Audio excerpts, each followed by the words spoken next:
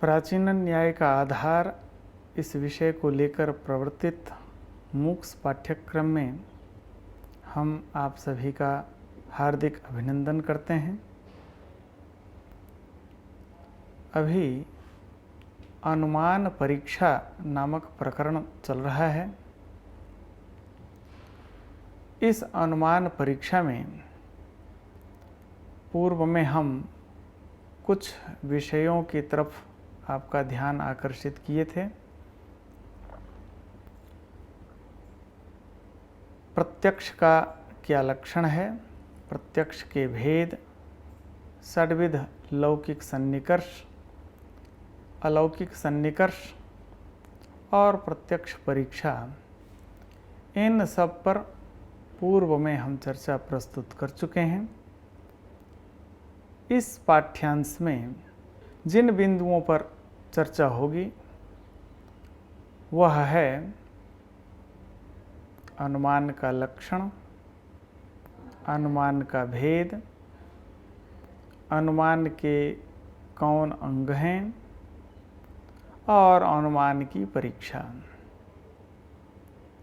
इन सब विषयों को लेकर हम इस पाठ्यांश में आपके सामने कुछ बिंदुओं को उपस्थापित करेंगे। अनुमान प्रमाण किसे कहते हैं? परामर्शजन्यम ज्ञानम अनुमिति।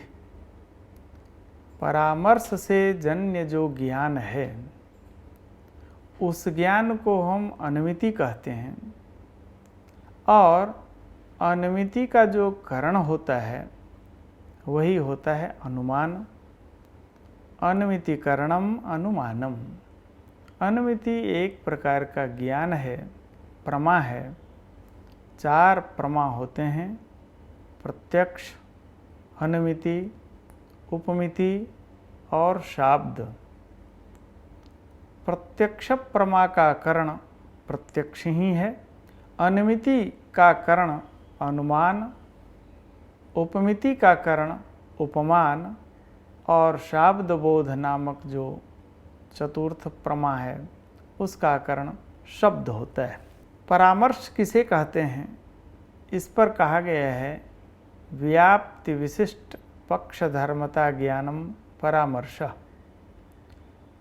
व्याप्ति से विशिष्ट जो पक्षधर्मता ज्ञान है उसको परामर्श कहा गया है।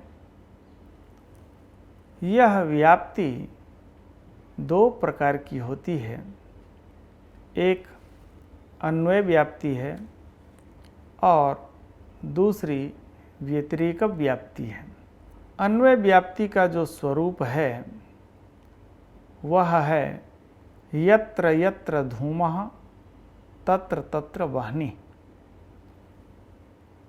अर्थात जहाँ जहाँ धूम है वहाँ वहाँ अग्नि है। यह जो स्वरूप है यह है अन्वय व्याप्ति का।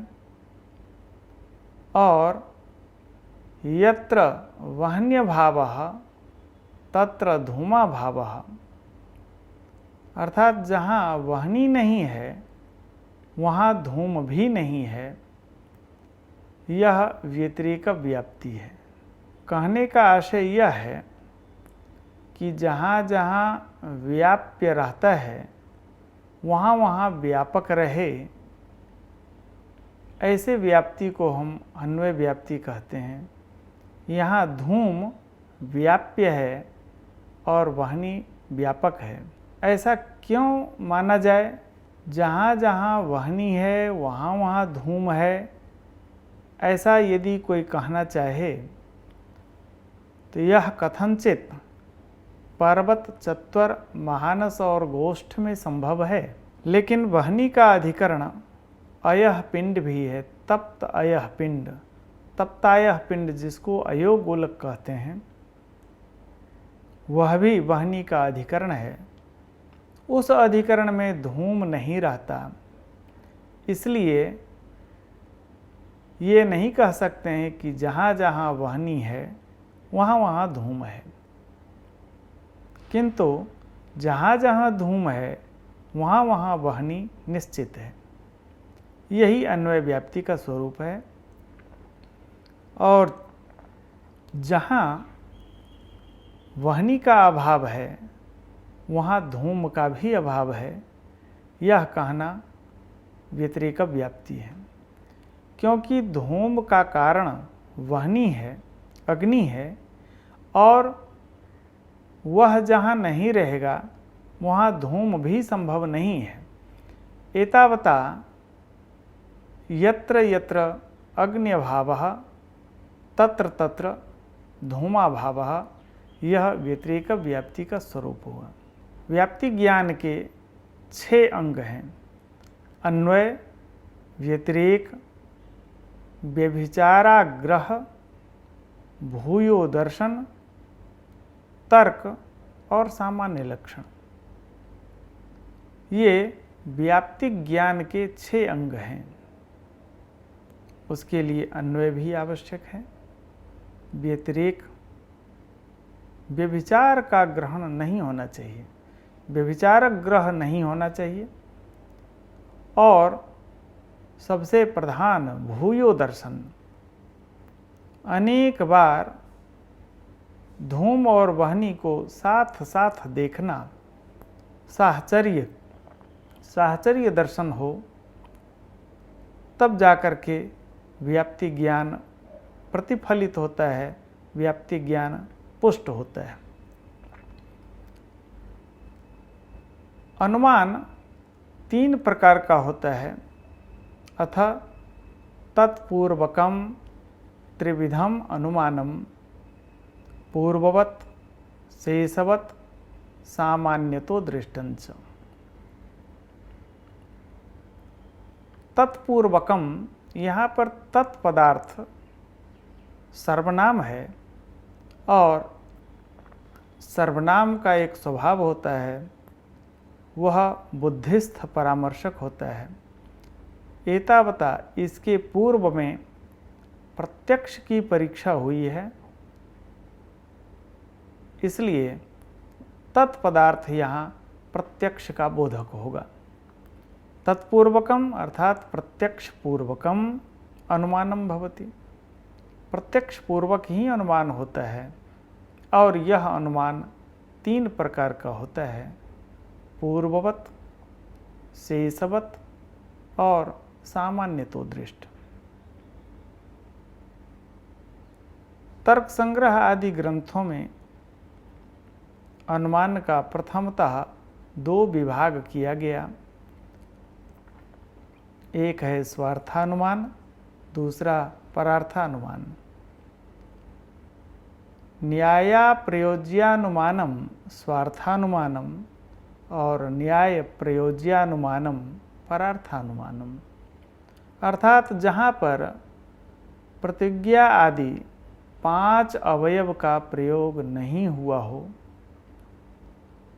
वह स्वार्थानुमान कहलाता, और प्रतिज्ञादि 5 अवयव का जहाँ प्रयोग होता है, अन्य को अनुमान कराने के लिए, अन्य को ज्ञान होने के लिए, जहाँ पर हम पंचावयव वाक्य का प्रयोग करते हैं, वह परार्थानुमान कहलाता। और यह अनुमान 3 प्रकार का माना गया है: पूर्ववत, शेषवत और सामान्यतो दृष्ट। जहाँ हम कारण से कार्य का अनुमान करते हैं, वह पूर्ववत कहलाता है। जैसे घने बादल को देख करके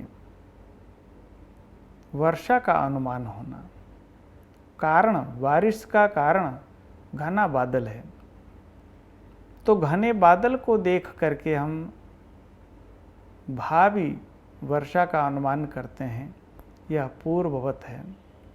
और जहाँ कार्य को देख करके कारण का अनुमान होता है, वह शेषवत कहलाता है। जैसे किसी नदी को अत्यधिक प्रवाहशील देख करके कहीं बारिश हुई है, ऐसा अनुमान करना शेषवत। इसी तरह सामान्यतो दृष्ट को भी समझना चाहिए। तीन प्रकार के लिंग होते हैं, केवलान्वयी, केवल व्यतिरेकी और अन्वय व्यतिरेकी। इन तीनों लिंगों में जो आवश्यक होता है वह होता है अन्वय व्यतिरेकी, केवलान्वयी और केवल व्यतिरेकी। इन हेतुओं में पक्षसत्व, सपक्षसत्व, विपक्षासत्व, अबाधितत्व और असत प्रतिपक्षी तत्व, ये 5 अंग हैं, इनका होना आवश्यक होता है। इनके रहने से ही आप हेतु का और व्याप्ति का निर्धारण कर सकते हैं। 5 अवयव होते हैं जिसको हम पूर्व पाठ्यांशों में बतला चुके हैं। प्रतिज्ञा, हेतु, उदाहरण, उपनय और निगमन।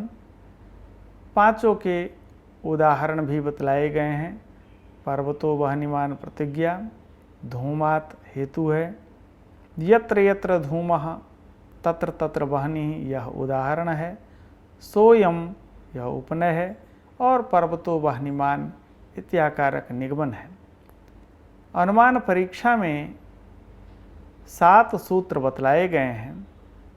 इसमें अनुमान होता है या नहीं, इस पर चर्चा होगी। इस पर पूर्व पक्ष का उपस्थापन कर रहे हैं। रोधोपघात सादृश्येभ्यो व्यभिचारात् अनुमानम अप्रमाणम। रोध, उपघात और सादृश्य, इन 3 हेतुओं के द्वारा अनुमान को प्रमाण नहीं माना जाए।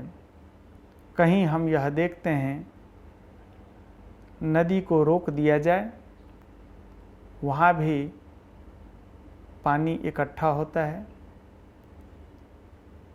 उपघात हो जाए तब भी चींटियों को लाइन से चलते हुए देखा जाता है और किसी मनुष्य के द्वारा मोर की ध्वनि निकाली जाती है।